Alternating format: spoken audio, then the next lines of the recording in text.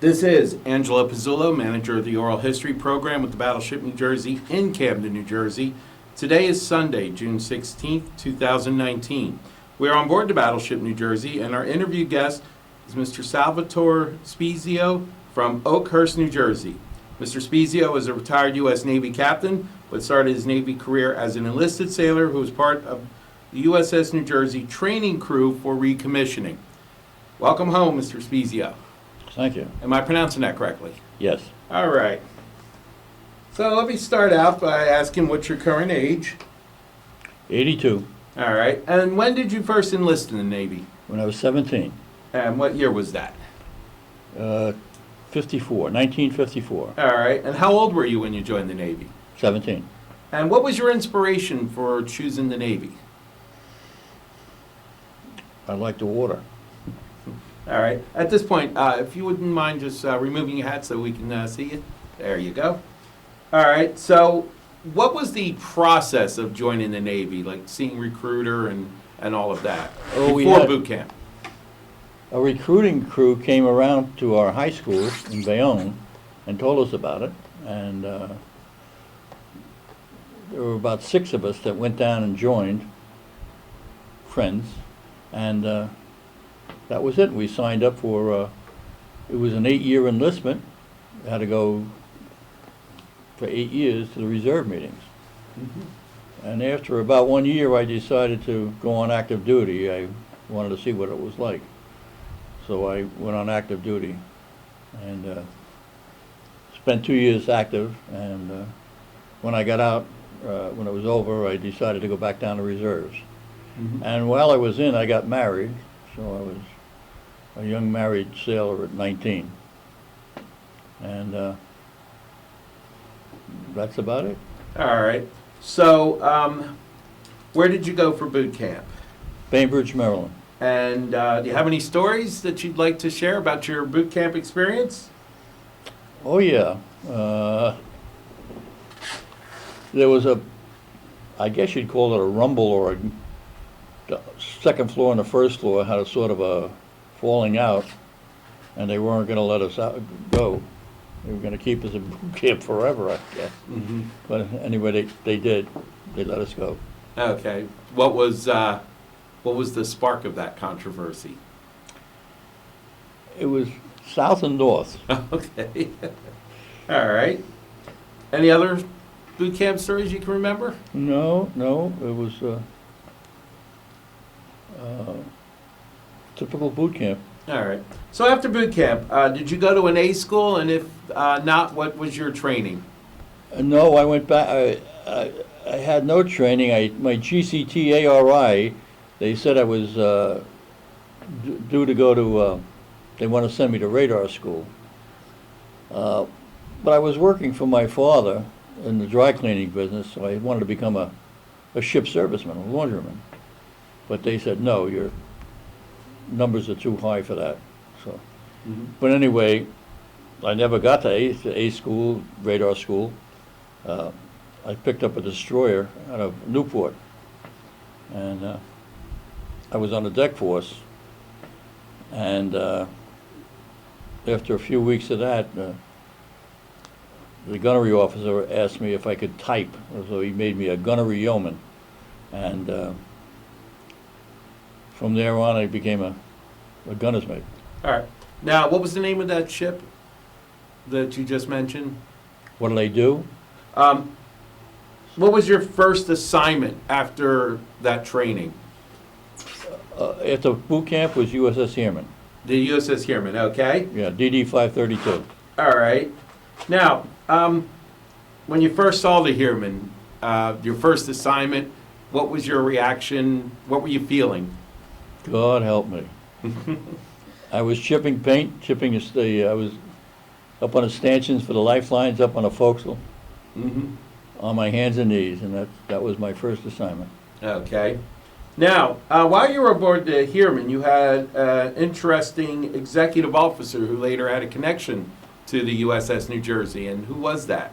That was Jake Snyder. Okay. He was lieutenant commander on board the Heerman. And you've had several interactions with Yes, he was We were very fortunate to be invited to Grace Kelly's wedding to represent the United States. And one of the cases was we had a dance, and I was dancing. We had these ballerinas come over from the American Ballet Theater, and the first night I danced. The second night I had shore patrol, and Captain Snyder came over and said to me, or Lieutenant Commander Snyder at the time, he said to me, "How come you're not dancing?" I said to him, "I'm on shore patrol." He says, "I'll take care of that." And he pulled me off duty and put some other poor guy on and had me dancing with this ballerina. And then he told me to take this ballerina home. And I said, "Yes, sir, I obey orders." Right. And I got caught by the shore patrol officer out on the beach walking this young lady home, and I got put on report. But Lieutenant Commander Schneider, the next morning said, "Don't worry about it, I'll take care of it." Mm-hmm. But he was a tremendous, tremendous officer. Any other interactions with then Commander Snyder? No, no, he was just I felt that he was 100% behind us. Mm-hmm. He was that kind of an officer. Now, who was your CO on the Heerman? It was Melvin Meal, Commander Meal. Mm-hmm. Any interactions with him? No. Okay. Now, you learned to be a gunner's mate on the Heerman? Yes, I made third-class gunner's mate. All right. And what was your specialty under gunner's mate? 3-inch 50 rapid fire. Okay. Tell us. And I also went to Designated Afloat Gun School. Mm-hmm. The ship sent me there. And I don't want to brag, but I broke the record for marks in the school. And when I got back to the ship, the captain and Captain Snyder, Commander Snyder, they were, jumping for joy that I, represented the ship and came out so high. Mm-hmm. And that was it. And I was married, as I say. I went back to reserves, got off in 1957, went back down to reserves, and was the leading gunner's mate down to reserves. And then I got associated with the New Jersey. I went to this training course to put this ship back in commission. Mm-hmm. And this was shortly after her decommissioning in 1957, correct? Yes. All right. So what was that like? What is some of the work you had to do for this training? Well, to take a gun mount, specifically 5-inch 38s, that was my background also. Mm-hmm. And get those back in commission, ready to go as soon as we can. And we had like a 30-day deadline on it. And we went through all the routine. What did you have to do? What hydraulic fluids did you have to change? The lubrication, the testing had to be done. And do it all in 30 days. Yeah. Mm-hmm. It was very interesting. Right. And how long were you on board for that? Just 2 weeks, that's all. 2 weeks of 2 weeks of training to get her ready to go again. That's it. Okay. The first time you heard that you were going to be doing this assignment, what was your reaction? On the Jersey? Yeah, the Well, I orders. volunteered for the school. I wanted to go to the school. Okay. I volunteered for the school. Right. Now, what was your reaction the first time you saw her in Bayonne? Magnificent. Mm-hmm. Beautiful. Because the only other sea experience I had was destroyer and a DE, a couple of destroyers and DEs. Mm-hmm. The battle wagon's a different story. Right. And it's a gunner's mate dream, with the big guns. Now, when you had spare time, did you get to look around the ship Basically. elsewhere? Basically, yeah. Okay. All right. Now, let's just ask some general questions about any time. Well, let me ask you about the post-New Jersey assignment. What was your next assignment? after you did the time on Well, New I was Jersey? I was the lead gunner's mate down in the reserve center. Mhm. I went on a couple of other 2-week cruises on destroyers, and up until 1962, I read that had made first class, and I read in the reserve magazine that if you could first class achieve, you could get an outright commission in the integration program. So I spoke to my department head and said, "What does he think of it?" And he said, "Well, if you're interested, go for it," which I did. And it took a year of observations and testing and what have you. And the program, there was a board that met and said, "Yep, you get an outright commission." And it was unlimited line. It wasn't a warrant officer program, it was an unlimited line. So I was commissioned an ensign, and then went on up to '06. All right. Now, just for the record, there's a common naval term for those who go from enlisted to officer. Could you just let us know what that term is? Mustang. Okay. Now, let me go back to your time on the Heerman. You were telling me an interesting story earlier about one time you were on the 5-inch 38 and you were the gun captain. Yeah, well, we were doing a surface shoot, and I was in Mount 51. This was not on the Heerman. This was a 2250 Oh, thank twin you. mounts. Heerman was single 5-inch 38, but these were twin mounts. I was in Mount 51, and we had fired in our shoot, and Mount 52 got permission to, load and fire. And I stuck my head out of the mount captain's hatch and was up there, and she fired. And I didn't hear much after that for a while. So to this day, I'm a little deaf. Right. And what ship was that?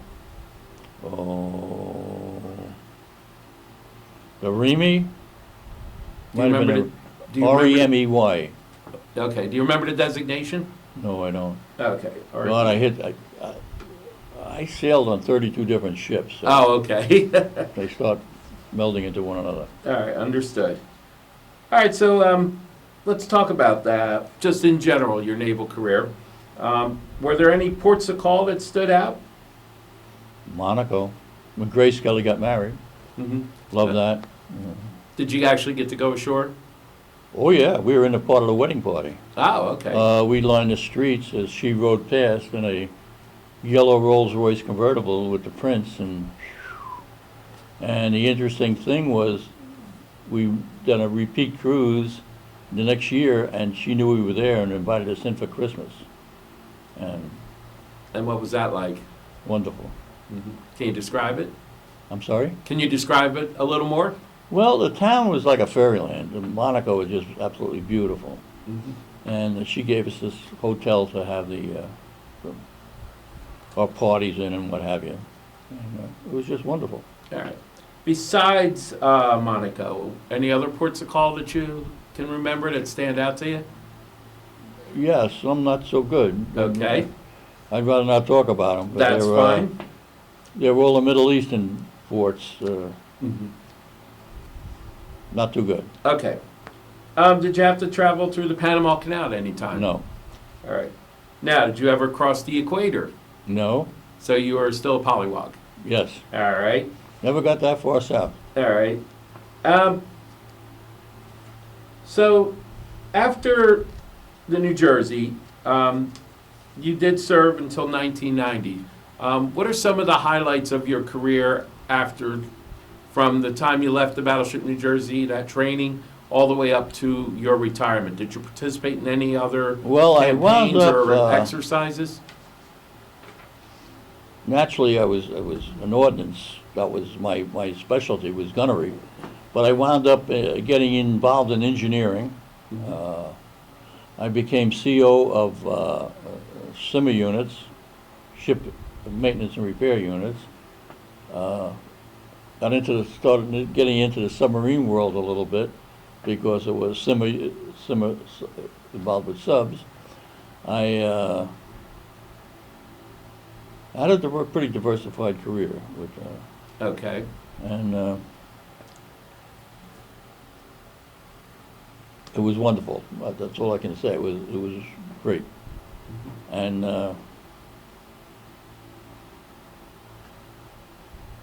I feel very, very proud that I did it without, no OCS, no college at all.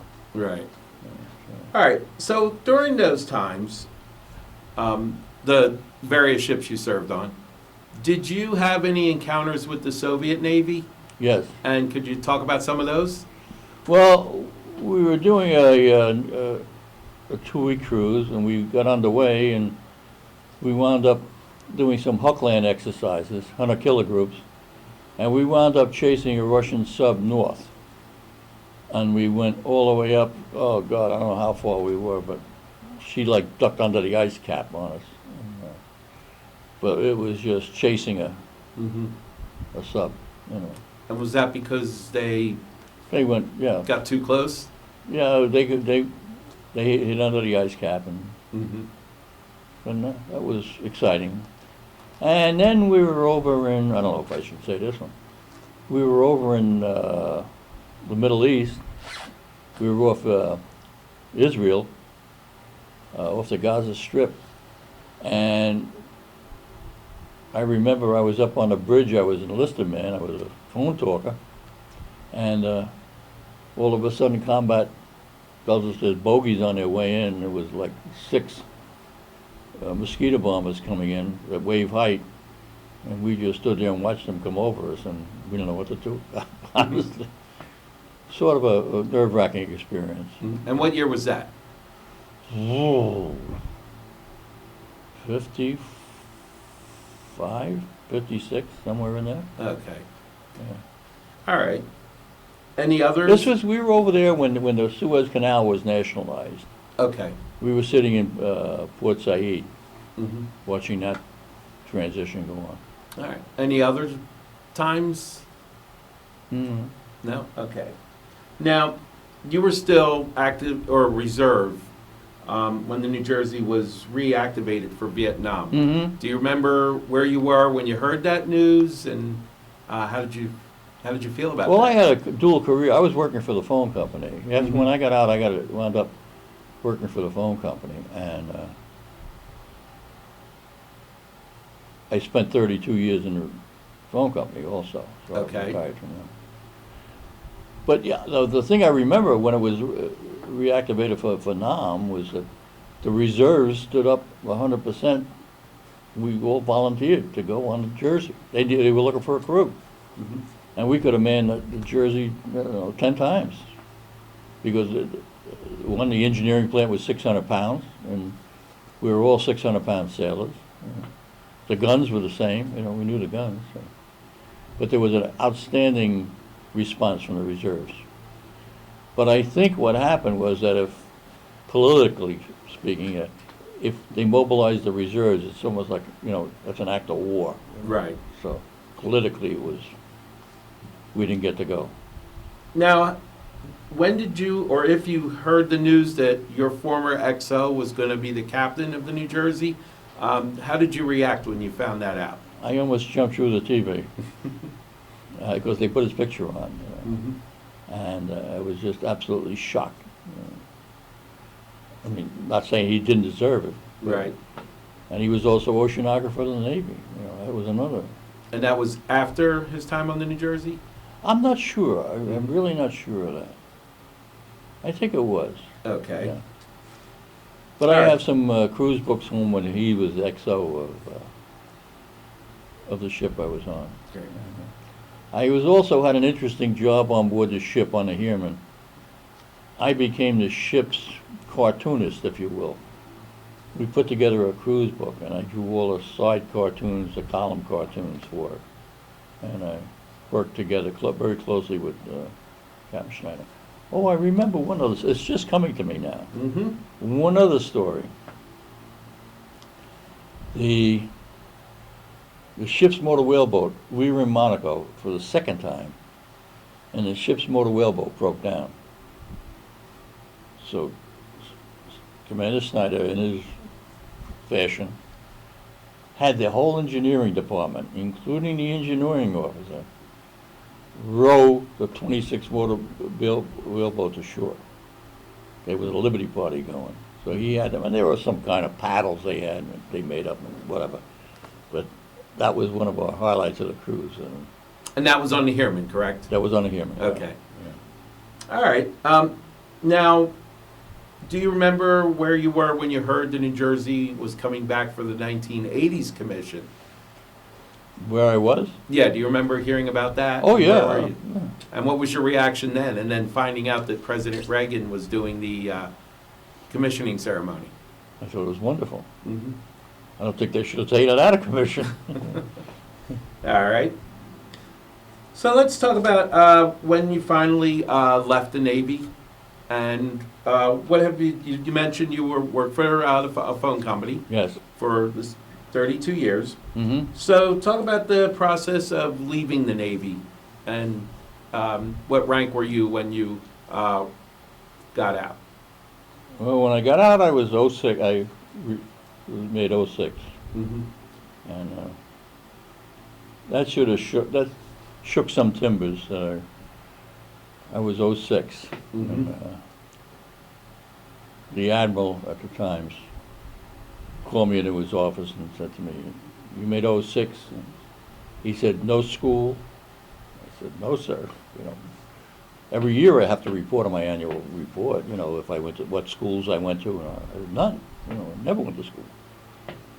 I'm a high school graduate." And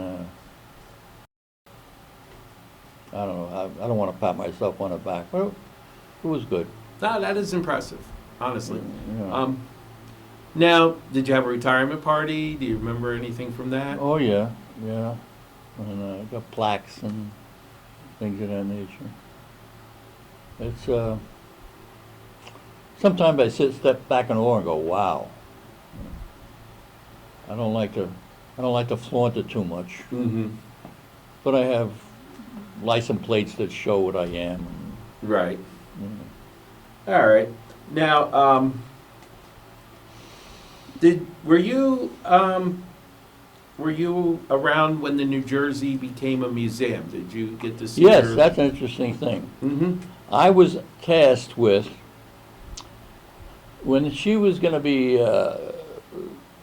become a museum ship or go up for grabs, Jersey City, where my reserve center was, wanted to have it up in Jersey, move it up to Jersey City from Bayonne.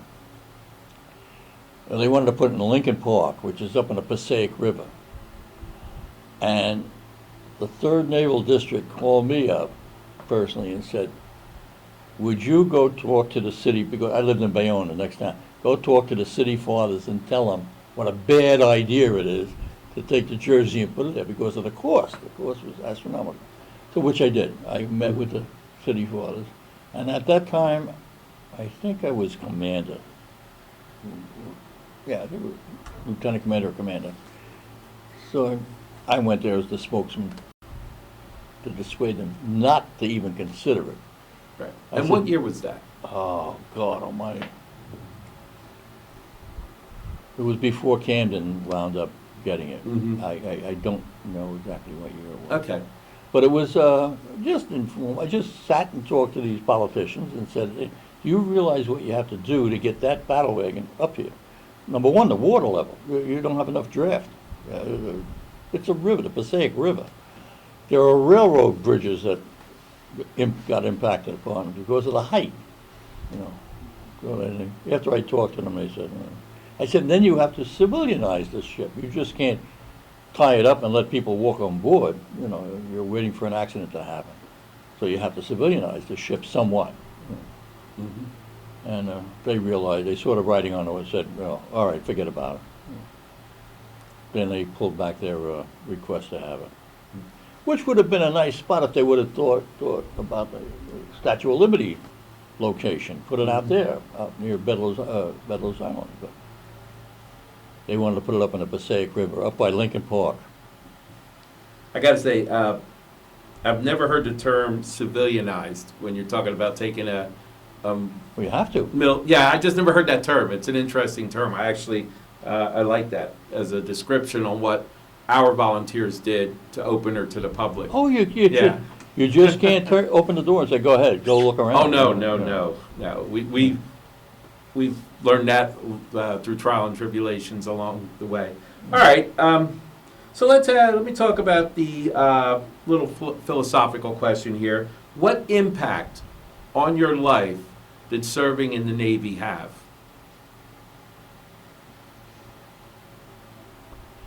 I think it helped me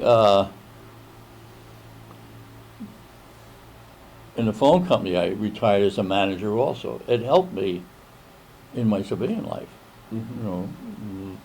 leading people, directing people. It gave me confidence,